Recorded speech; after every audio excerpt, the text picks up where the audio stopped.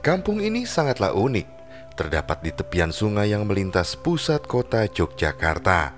Kampung ini juga sempat hendak digusur dan dihilangkan, tapi kemudian menjelma menjadi perkampungan yang sangat menarik.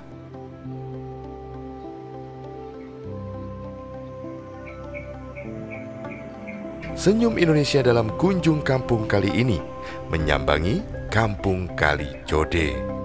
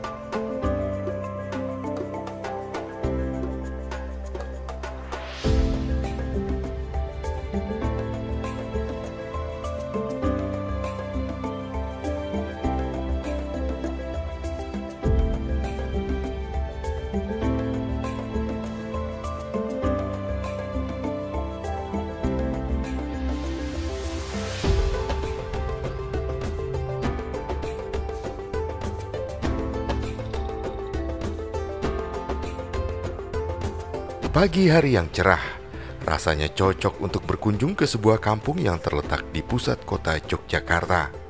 Hanya berjarak sekitar 500 meter dari Tugu Yogyakarta, tepatnya berada di bagian timur sebelah kanan jembatan Gondolayu yang sangat fenomenal. Disitulah terdapat sebuah kampung yang sangat dikenal, yaitu Kampung Kali Code atau Kampung Code.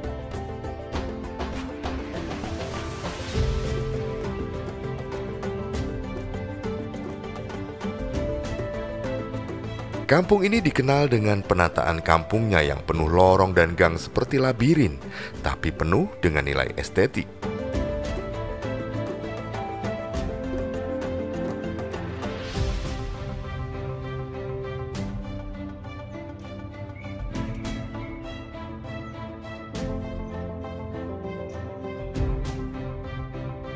Aku menyusuri perkampungan yang terlihat sepi di pagi hari ini.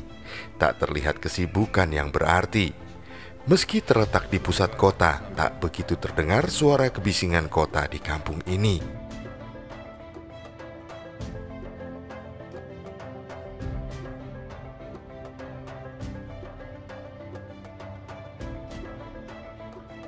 Kampung ini sangat berkaitan dengan seorang tokoh yang sangat terkenal. Beliau adalah seorang budayawan, arsitek, dan juga sastrawan. Nama beliau adalah Romo Mangunwijaya.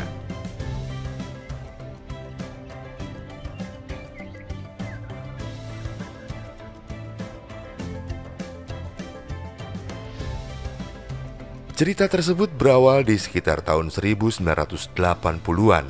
Kala itu, bantaran Kali Code yang berada di pusat kota Yogyakarta ini dipenuhi dengan gubuk-gubuk liar dari kardus dan bahan bekas lainnya. Kondisinya saat itu sangat semrawut dan terkesan sangat kumuh.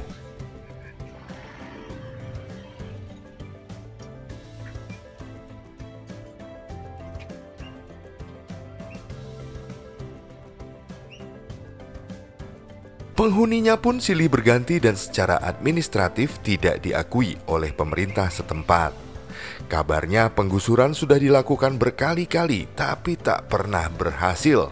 Setelah dilakukan penggusuran, tak lama gubuk-gubuk baru dibangun kembali dan menjamur dengan lebih cepat. Gubuk-gubuk yang terbuat dari kardus dan beratap plastik atau terpal dibangun seadanya sebatas melindungi dari teriknya matahari. Dan bila kemudian hujan mengguyur kampung ini, dipastikan banyak gubuk tersebut yang mengalami kerusakan. Saat itu memang pemukiman yang terletak di sebelah selatan jembatan Gondolayu ini dihuni oleh para tunawisma. Bisa dibilang jika bantaran Kali Code ini dihuni oleh warga yang kurang beruntung secara ekonomi. Hingga kemudian di suatu hari pada sekitar tahun 1982, banjir akibat luapan Kali Code menyapu gubuk-gubuk di bantarannya. Sebagian besar gubuk terbawa oleh arus banjir. Banyak warga yang kehilangan tempat berteduhnya.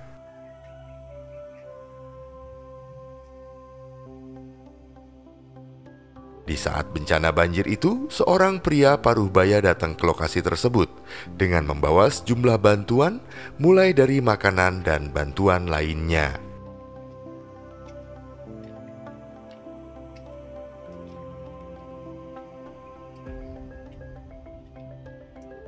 Seiring berjalannya waktu, pria berkacamata itu semakin sering datang ke kawasan kumuh itu, dan tak ada yang menyangka jika pria itu yang kelak merubah nasib kampung Kali Code.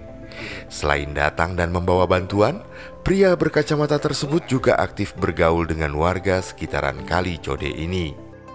Dan kemudian belakangan diketahui, nama beliau adalah Romo Mangunwijaya. Romo Mangun kemudian menyampaikan idenya untuk membangun rumah bagi warga dengan bangunan yang lebih layak.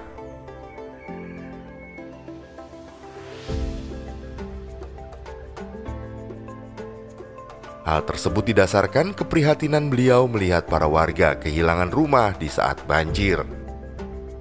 Awalnya banyak warga yang meragukan dan sangsi dengan ide dari Romo Mangun tersebut. Namun lebih banyak warga yang menyetujui ide dari Romo Mangun tersebut. Apalagi Romo Mangun sama sekali tidak membebankan 1 sen rupiah pun kepada warga.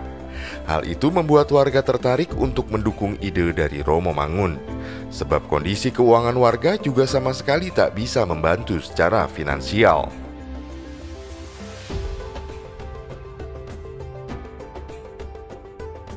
Setelah kesepakatan dicapai, Romo Mangun mulai mengubah kampung itu perlahan-lahan.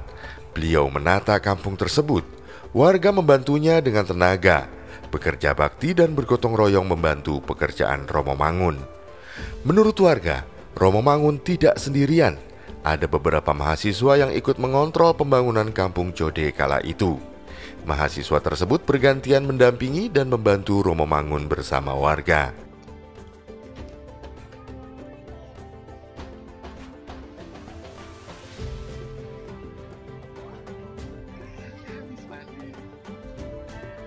Kampung Kali Code mulai dibangun ulang sedikit demi sedikit dimulai pada tahun 1983 dan baru kemudian rampung di tahun 1985.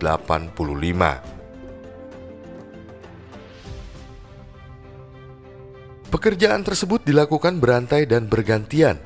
Deretan rumah-rumah dari utara ke selatan yang menyambung diselesaikan satu persatu dan secara bergantian agar warga tetap bisa tinggal di salah satu sisinya ketika sisi lainnya sedang dibangun. Diceritakan pula, selama masa pembangunan tersebut Romo Mangun sementara menetap di bantaran Kali Code. Pria kelahiran Ambarawa 6 Mei 1929 tersebut menempati sebuah rumah bedeng di sudut sebelah utara dekat dengan kolong jembatan Gondolayu. Romo Mangun benar-benar mencurahkan pikiran serta tenaganya demi kelancaran pembangunan kampung Code ini. Dengan segala keterbatasannya, Romo Mangun terus mengawal pembangunan kampung Code. Dinding bangunan berderet dibuat dengan setengah batu bata, juga kayu yang dikombinasikan dengan anyaman bambu. Meski sederhana tapi tertata apik dan jauh lebih layak dibandingkan kondisi sebelumnya.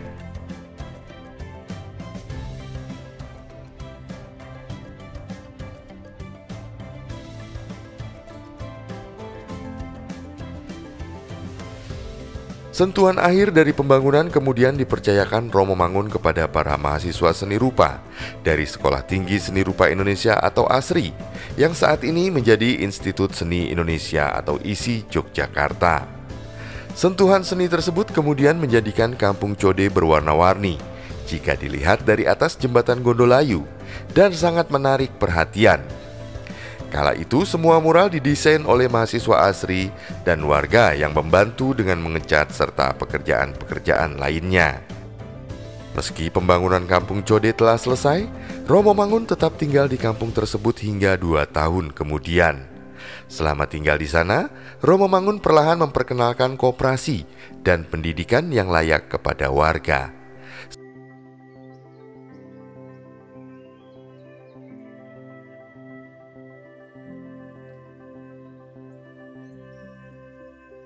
Sebuah balai yang sengaja dibangun di tengah kampung menjadi pusat kegiatan warga. Hampir setiap hari, Romo Mangun bercengkrama dengan anak-anak di balai tersebut. Mereka belajar bersama atau sekedar membaca buku-buku yang sengaja diletakkan di balai warga tersebut.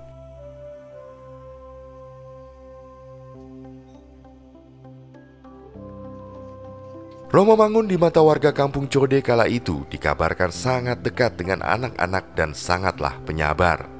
Setelah kampung Code selesai ditata dan telah dihiasi dengan mural warna-warni, kondisinya berubah drastis. Dari kampung yang kumuh dan berantakan menjadi kampung indah dan tertata serta penuh nilai estetis. Hal tersebut yang kemudian membawa banyak turis lokal maupun mancanegara untuk datang berkunjung. Sejumlah penghargaan diraih atas gaya arsitektur kampung Code. Warga pun merasa sangat berbangga dengan prestasi-prestasi tersebut. Dan kemudian kepercayaan diri masyarakat kampung Code mulai perlahan terangkat. Kesadaran warga tentang pendidikan untuk anak-anak juga meningkat. Kampung Code kini tak lagi kumuh. Mulailah kemudian banyak orang yang datang dan berdecak kagum pada penataan kampung tersebut. Pemandu wisata juga mulai memasukkan kampung Code ke tujuan di paket-paket wisatanya.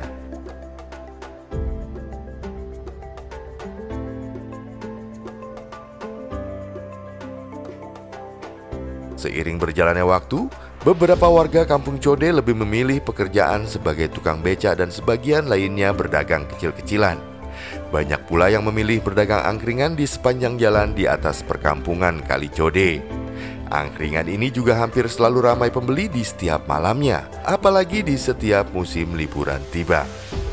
Sedangkan Romo Mangun akhirnya meninggalkan rumah bambunya di bantaran Kali Code pada sekitar tahun 1987. Sebuah mural wajah Romo Mangun berukuran besar terpampang di dinding yang ada di depan balai warga di tengah kampung. Bagi warga setempat, Romo Mangun tetap ada di hati mereka. Meski kini Romo Mangun telah tiada, dan bangunan-bangunan rumah di kampung Code akan tetap mereka pertahankan.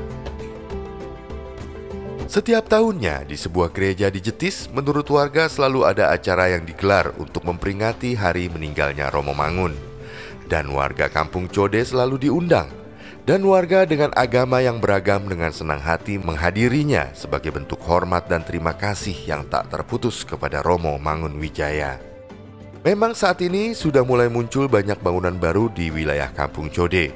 Mudah saja mengamatinya. Bangunan asli yang didesain oleh Romo Mangun adalah bangunan yang berdinding anyaman bambu dan beratap seng. Walaupun saat ini beberapa atapnya telah diganti dengan genteng dan juga bahan lainnya.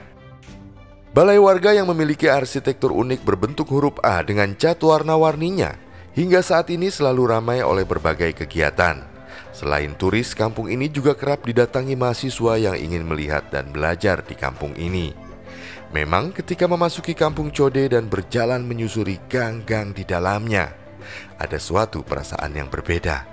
Kampung ini sangat akrab dan menyambut siapa saja yang datang layaknya saudara. Dan aku pun tenggelam dalam kedekatan di kampung Code ini, menikmati obrolan-obrolan dengan para warga yang berkumpul di sebuah warung semi permanen yang terletak di depan balai warga.